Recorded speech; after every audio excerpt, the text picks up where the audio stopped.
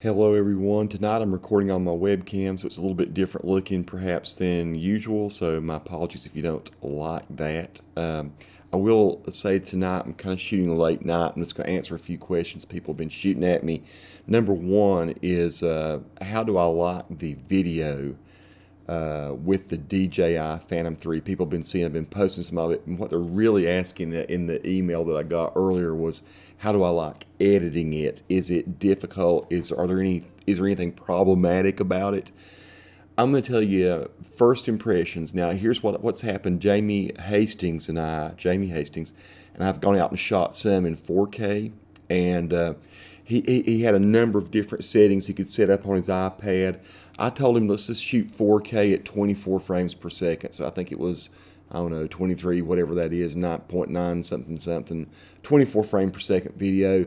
Why did I choose that setting and rather than 30 frames per second? Well, because I kind of wanted to see how would it look cinematic.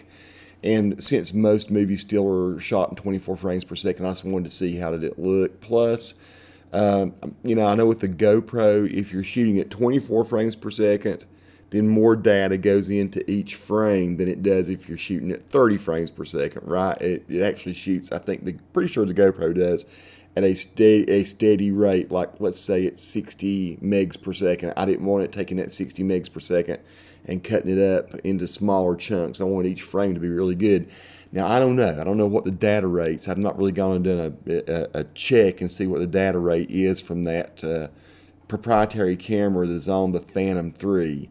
So we just did 4K at 24 frames per second, brought it into Premiere Pro, came in easy, no problem.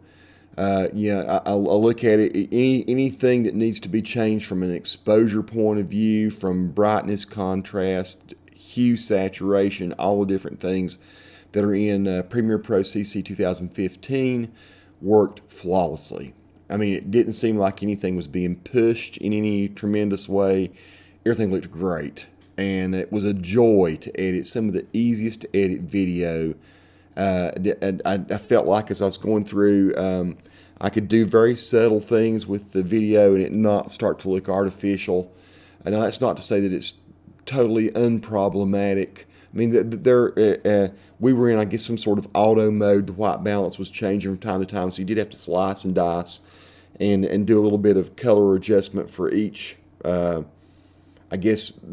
of significant change in light that was coming into the camera. But you're gonna have to do that with almost any camera that is set to auto white balance. I just cut those, put cross dissolves into them so that they didn't happen too quickly, and I thought it turned out smashingly good. The still frames I've taken, I've been sharing on Facebook. So in other words, I'm pulling frames from it. They look pretty darn great.